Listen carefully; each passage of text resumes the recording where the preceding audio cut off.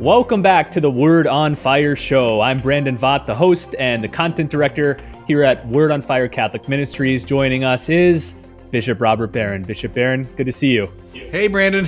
Good to see you. I saw you in person a couple days ago. Now we're across the continent. I was just going to add, I made it back to Orlando safely. I got to come out there and spend some time with you and Father Steve and Joe Glore, our producer, Great. Doug Cummins, who works with the production team. Yeah. We spent a lot of good time together. One of the highlights for me, of all the years I've known you, it was the first time I got to go see a movie with you, which I've always wanted to do. And we, of course, went to see Downton Abbey. What'd you think of that? I sort of like Downton Abbey. I watch it only on airplanes. So, and these trips, like to Rome or across to Europe, when you have a lot of time and these shows are on the plane, that's when I'll watch episodes of Downton Abbey. So, it was kind of fun. It was great. So maybe a film commentary coming. We'll see. I don't know. We'll see if I do want to. The major spiritual themes of Downton Abbey. Yeah, it's good to be rich, I suppose, would be the main spiritual thing. Well, the other exciting thing that happened when I was with you was on Thursday, September 26th, we sat down in your little office there, and for the second time, you did a AMA, an Ask Me Anything, on the website Reddit. Now, for those of you who don't know what Reddit is, it's one of the most popular websites on the internet. It's basically a giant discussion forum where people come to share things, leave comments. You can upvote or downvote comments. So it's a place where the most popular, interesting, viral things tend to float to the top. It's especially popular among young men. I think that's their main demographic, is 18 to 30-year-old men. And these AMAs are among the most popular things on Reddit. Usually they involve a politician, a celebrity, a movie star, maybe someone who works a fascinating job, and they come on there for about an hour and just say, hey, ask me anything you want, and usually get a bunch of interesting questions. Now, we did one last year. You did one in September 2018, and it became the third most commented on AMA of the year. Number one was Bill Gates. Number two was Dr. Jordan Peterson, and then Bishop Robert Barron, this Catholic bishop, number three. So it was kind of a new, novel thing at the time. No other bishop had ever done it. So we thought that explained its success. We're quite sure how the second go around would play out, but you sat down there. I thought you would kind of tire out after about an hour and a half. We ended up going pretty late into the night. I think, Bishop, it was like 10 p.m. or 9 p.m. when you finally said, all right, I'm going to call it a night here answering these questions. You answered hundreds of questions, and that AMA has now become either the third or second most popular of the year. We got to check the statistics, but number one was Bill Gates. Number two for this year was Bernie Sanders, the senator and presidential candidate, and then Bishop Robert Barron. We're catching Bernie, though. I'm only about 100 comments behind Bernie, I think. So I think we'll pass him, certainly by the time this episode airs. So for the rest of this episode, what I'd like to do is kind of break down what you saw and experienced on Reddit, because it was really revealing, the questions that came in, the patterns that we detected among those. But first of all, maybe a basic question. You were surprised that a lot of people were saying, I have a lot of respect for this bishop. He has a lot of courage and he's really brave to come and do this Reddit AMA. What did you think of that? I mean, were you afraid of putting yourself out there in that way? No, because I've been doing this for, 20 years. YouTube comments, which, I didn't know about when I first started YouTube, I discovered. So I've been doing this kind of, exchange with people for a long time. And tell you the God's truth, there's nothing surprising. I mean, there wasn't one question that I haven't heard, that I haven't dealt with in some way. So no, I wasn't afraid of it. Think about Reddit, and I'd warn anybody, who's, let me see what that's like. It's not for the faint of heart. I mean, people can be pretty obnoxious and pretty juvenile, and so you have to wade through a fair amount of that stuff. And I get it. People are mad at the church for all kinds of reasons. The sex abuse scandal obviously has stirred a lot of that up. But just people's general distaste for institutions, especially religious institutions, all of that comes through. And again, I'm used to it, but it can kind of wear you out. But as you say, once you get through that, you do see, I think, a lot of religious passion, interest, question, aspiration. And again, as you say, these are young men, mostly 18 through 30. Talk about a demographic we don't reach very well in the Catholic Church or any church.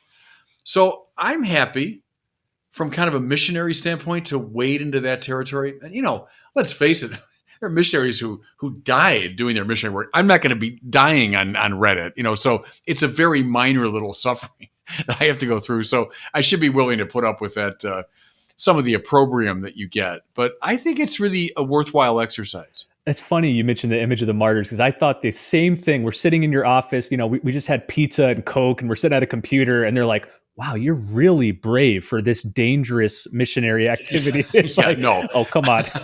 Yeah. But behind that, I think there's a huge sense among the Reddit community that as a Catholic bishop, you putting yourself out there for questions and objections was a very vulnerable thing for you, because I imagine they think your beliefs are so shallow and arbitrary that the very first objection that comes, you're going to be stuck. It's like it surprised me how shallow they thought your beliefs were. Well, right. And, I said, it's true. I've seen all these objections before, but heck, they've been around for 2,000 years. If you have any acquaintance with the theological tradition, the philosophical tradition, the issues that came up, and they're good. I'm not putting them down for a second. They're good issues to raise. But as you suggest, they're not new. The church has been engaging these questions for a long time. And some of the smartest people in the West, prior to the scientific revolution, some of the very smartest people went into philosophy and theology. And so there are answers available to these great challenging questions. And maybe the young people today aren't as aware of that. Okay, well, what I'd like to do for the rest of the episode is, I mentioned we detected these major patterns of questions. I think there was 15.3 thousand comments that were left, so a ton of them. You could barely scratch hardly any of them. But they did kind of fall into similar groups or patterns. So we detected 5 here. So the first one, and I think it stood out to both of us, that this AMA in 2019 was dramatically different from the 2018 one, particularly when it came to the sex abuse crisis, because in between those two events was the whole McCarrick scandal and everything that came along with it. There were, I would say, at least 1,000, maybe a couple thousand of just real snarky, juvenile, vitriolic things about, hey, how many kids have you abused, or why does the church cover this or that up? I mean, what'd you make of that? Were you surprised by it? What'd you think? No, not really. I think the McCarrick part of this scandal, in some ways, was worse even than 2002. So it really broke in 2002 with the Boston cases and all that. We took, very strong steps, Dallas, of course. But mind you, one thing I discovered on this thing is the vast majority, at least of the Reddit audience, they don't know about that. They don't know about what the church has done to address the issue. So, but we did all that addressing of it institutionally. And then when the McCarrick thing broke out, I think it really frustrated people. I think it really, it angered people. And I get it. That's where, my letter to a suffering church came from, was that sense, my own sense of deep frustration at it. So no, I wasn't really surprised by it. And, I'm used to it. Whenever you wade into the arena as a religious figure today, especially a Catholic religious figure, you're going to get it. You're going to get an awful lot of that stuff. Okay. So that was probably the biggest first group of comments, not an argument, not really anything substantial, just little insults and vitriol. The second one, though, which I think was the first substantial set of comments, had to do with God's existence. There were a lot of people asking you, I think sincerely, can you offer any sort of proof for your God? Can you prove that God exists? Yeah. And, I like that, Brandon. I thought it showed, and these weren't snarky comments, maybe a couple had that edge, like, hey, show me anything that, is a rational basis for your crazy belief. But I think most of them were not like that. They were honest and sincere inquiries about it. Several of them said, without referring to the Bible, just, if someone's totally a skeptic, yeah, I get it. And our great tradition has done just that. We have the famous arguments from St. Thomas Aquinas. You have the ontological argument of St. Anselm. You've got many figures in the great tradition who have proposed precisely that, rational arguments for God. I think the new atheist moment, I know it has impacted young people a lot. And so they say, look, hasn't this all been debunked? Aren't the arguments in favor of God's non-existence? So I was happy to say, yeah, there are. And I think I was able to rehearse maybe a bit of the argument from contingency. a drawback of this AMA thing is that as you're being inundated with questions, to sit down and do a careful rehearsal of the contingency argument, looking at all its classical objections. I mean, it would take you 20 minutes to do that. In the meantime, you're missing. So I was able to do it in a very truncated way, but still, I was kind of gratified. To me, it showed that that hunger for God, the interest in God. And I'm a Catholic theologian. I think it's good to engage the mind. I like the mind's questions. I'm not going to put those to sleep or say, oh, no, you shouldn't be asking for arguments. No, our greatest figures are very happy with arguments for God. So I was sort of, encouraged by that. It was also revealing to me, and maybe this is a lesson for all Catholic evangelists and teachers, the alarming number of commenters who believed that our conviction about God, our belief in Catholicism, our belief in Jesus, that all of that is sort of just arbitrary, that we sort of just fell into it because of where we were born or how our parents raised us, but we would never have reasons for believing any of these things. A lot of the commenters seem to genuinely believe that we kind of just believe things arbitrarily. Did you sense that too? Oh, yeah, that's one of the major categories. And I must say, I was a little bit surprised maybe. But the more I reflected on it, I thought, no, it does come out of a lot of the cultural matrix of our time.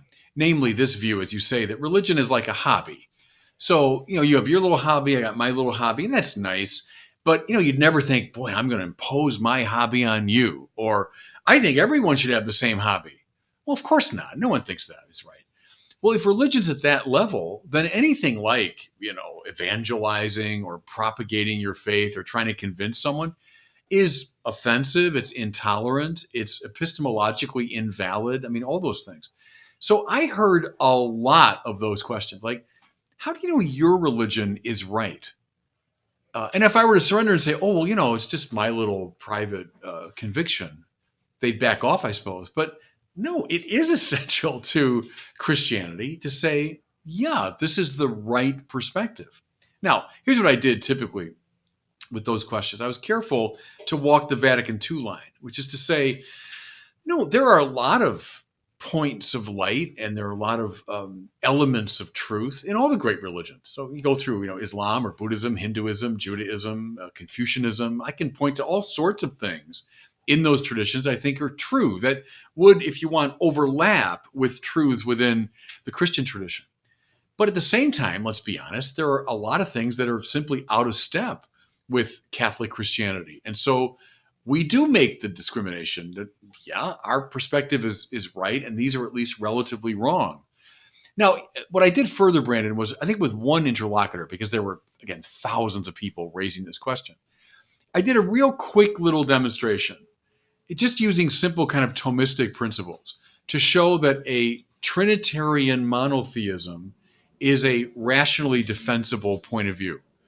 Now, I would be flabbergasted if that little demonstration, that convinces my interlocutor. I'd be flabbergasted. But my purpose wasn't so much that. My purpose was to show, at least in short compass, what theological reasoning looks like, so that we're not just trading in private convictions and likes and dislikes at the level of hobbies. We are making an argument, and you can and should make religious arguments. Now, not oppressively, not violently, not imposing, and all those bad things, but you make an argument. And I do think that's lost on a lot of young people. They don't know that you even can do that, much less should do it. That you could even think through an issue theologically doesn't occur to a lot of the young people. And so it's kind of a, on the snarky side of the spectrum, like, well, how dare you think that your religion is right? Well, I don't know. People think, their political convictions are right, don't they? They don't say, well, your little hobby is to be a Republican and my hobby is to be a Democrat, but who am I to tell you what to think? Oh, come on. We argue all the time about politics, right?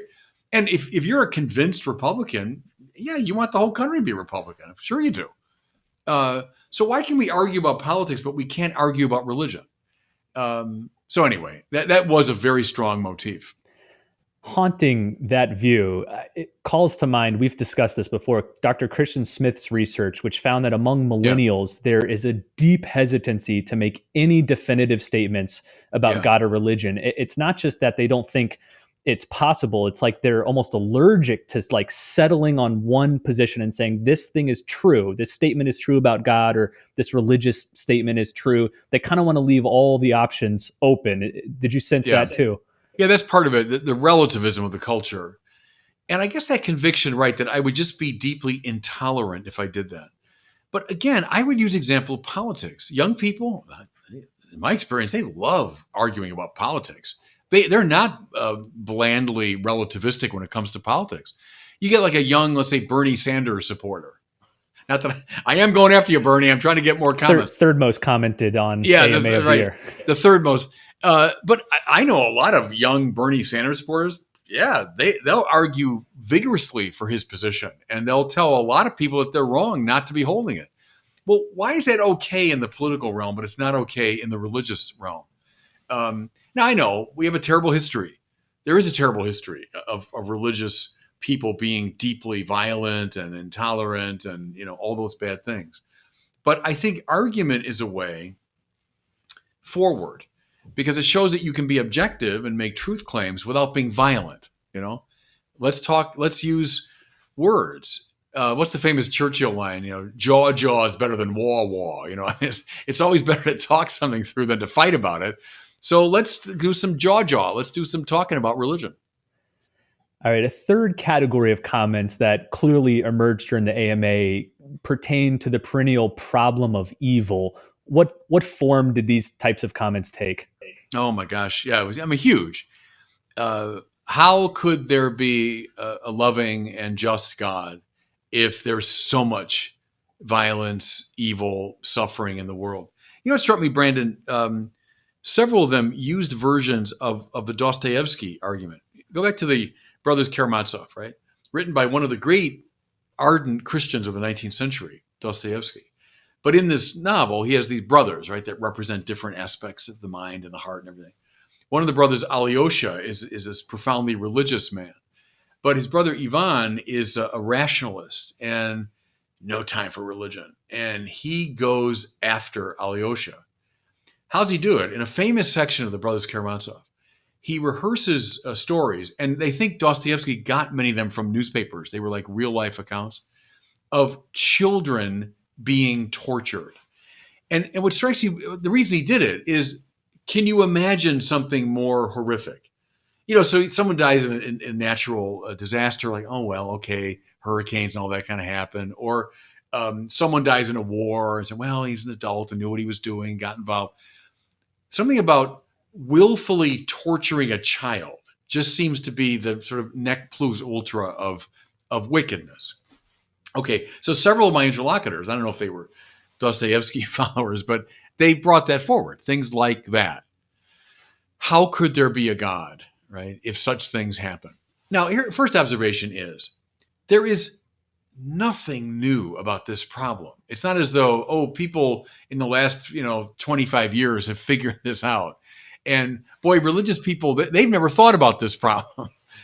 Gosh, go back, Brandon, to the book of Habakkuk. Go back to the prophet Isaiah. Go back to the book of Job. Go back to the Psalms. The Bible is filled with the wrestling with precisely this problem. The biblical authors know all about it. The best example in the Old Testament is the book of Job. Again, someone who experiences an innocent man, but extraordinary suffering. How do you still believe in God? So the first observation is we've been here before. This is a very ancient problem. Moreover, some of the smartest people in the great intellectual tradition of the West have wrestled precisely with this problem. It's been said, I think with some legitimacy, that all of theology begins with theodicy, this problem of justifying the ways of God in the face of evil. That all of theology commences and centers around theodicy.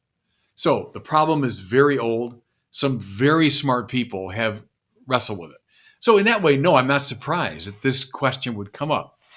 I agree furthermore with those that say it's the only really serious argument against God's existence. If you look at all the, critiques of belief in God, it's the one that's most persuasive. Final observation. Many of the kids, I say kids, who knows? They could have been older people too. They presented this in terms of the famous dilemma. I know it from John Stuart Mill. They were citing it like an older form of it, but John Stuart Mill, who said, if God is all knowing, all powerful, and all loving, there wouldn't be evil, right? Because he'd know about it. He's all knowing. He could do something about it. He's all powerful. And he'd want to do something about it because he's all loving. Therefore, if there's evil, then that God can't exist. So several of the people on Reddit would kind of hurl that at me, like, here's the definitive disproof of your God. And I know, whenever you attempt this explanation, to anyone who suffers, it seems grossly inadequate. But see, what that dilemma overlooks is another very, very real and compelling possibility, namely that God permits certain forms of evil to bring about goods that could not exist in any other way, right? And anyone who's lived a little bit knows examples of this, that it's only because of that great suffering or that great loss or that great failure that I got or experienced or was brought to something good, right? So we all have experience of it to a limited degree. Now, put that against the backdrop of an infinite mind that is surveying all of space and time. What God permits and why is infinitely beyond our ken. And there's nobody who can say with utter confidence, oh, I get it. I see the whole pattern. How could you? How could you possibly see the whole pattern? Therefore, the claim, which is the premise of all these arguments, that fill in the blank, this type of suffering is pointless, has no purpose, is irreconcilable with the design.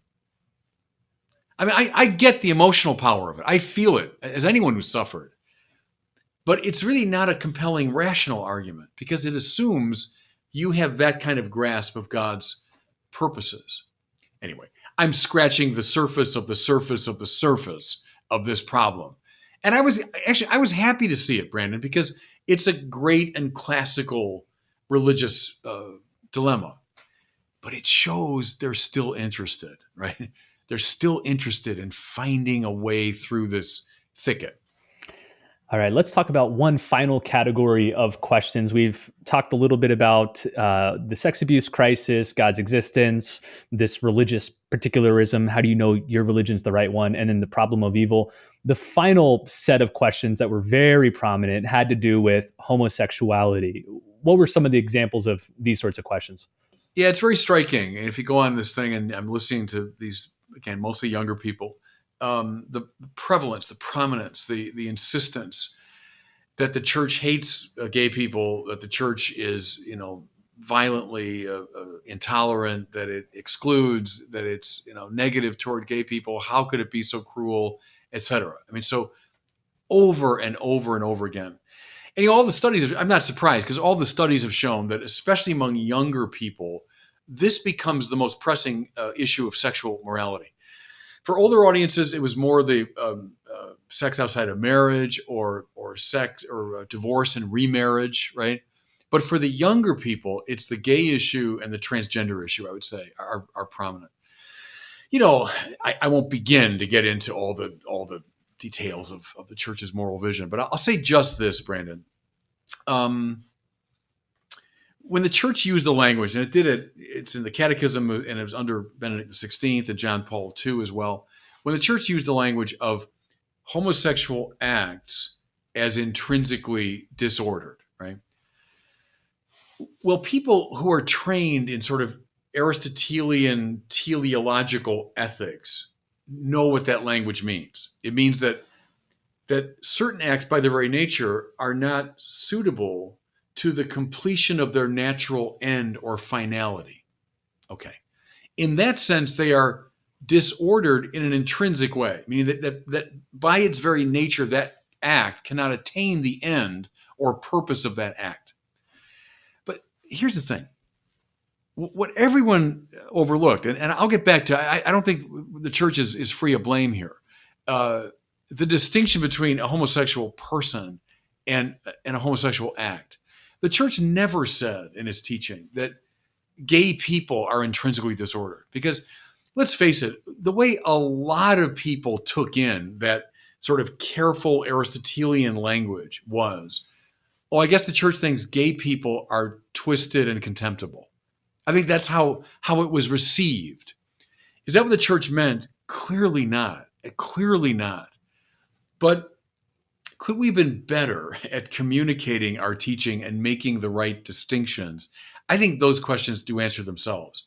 And so I think that's a great pastoral challenge to the church, is how we communicate our teaching about certain acts and how we distinguish that from our attitude toward gay people who are beloved children of God and are welcome members of the family of the church. I mean, I think that needs to be said again and again and again.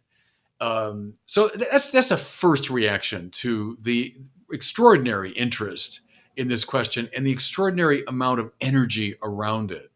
I think we've got to get better at laying out our distinctions and laying out what our teaching actually is.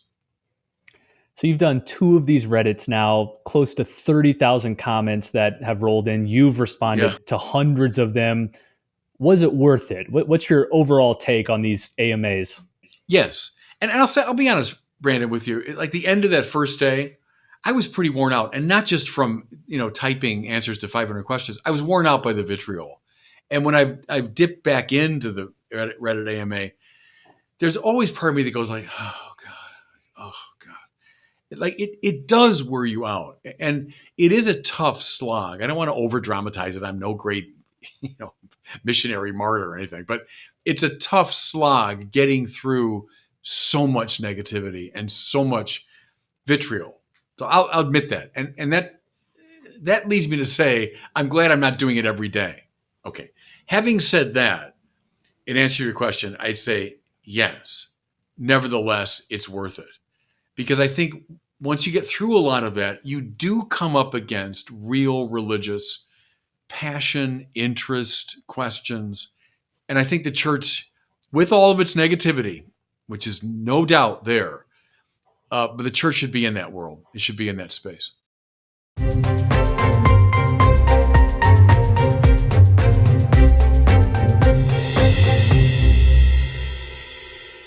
Well, it's time now for one of our questions from our listeners. Today, we're hearing from Zach, who lives in Knoxville, Tennessee. He's got a question about mercy and justice. Here's Zach. Hi, Bishop Barron. It's Zach from Knoxville, Tennessee. In a very early podcast, you discussed mercy and justice, and you gave a concrete example of justice with someone who committed a crime and still has to serve time. And then you discussed mercy transcending or mocking justice, but you didn't give a concrete example. Could you give a concrete example of how mercy transcends or mocks justice? Thank you very much in advance. Yeah, good. Thanks for that question. That language, first of all, comes from the letter of James. And people ask me about that. So I think it's chapter 2 of James, that God, of course, is a God of justice, but his mercy, and it depends on how you render the Greek there, but transcends or mocks justice, that it goes beyond it. See, what's justice? Justice is rendering to each his due, right? That's the classic definition. So, someone's committed a crime, well, they're due punishment for that crime. There's a kind of a tit for tat quality about justice. It's an answering in kind, rendering to each his due. Well, what's mercy, and why does it go beyond justice? Is rendering to someone what's not due to him or her, right? It's rendering to him or her a good that they don't deserve. I'll give you the best concrete example. If any of us gets to heaven, it'll be an act of mercy on God's part. Anyone that would stand before God's judgment seat and say, Lord, okay, I deserve this. And let me tell you why, because I've done. Look, if any of us is saved, it'll be an act of mercy that, thank God, will mock justice. Because any one of us standing before the judgment seat of God, if all we had was justice, I think we'd all end up in hell. if we're saved, it's because of this splendid mercy of God. That's why the cross of Jesus, think of it this way, that we use that language of God pouring out his wrath on Jesus, and whatever that means, that's complicated language, but it's something like justice being expressed so that an ever greater mercy could be expressed. That's why the cross is a sign of God's merciful love.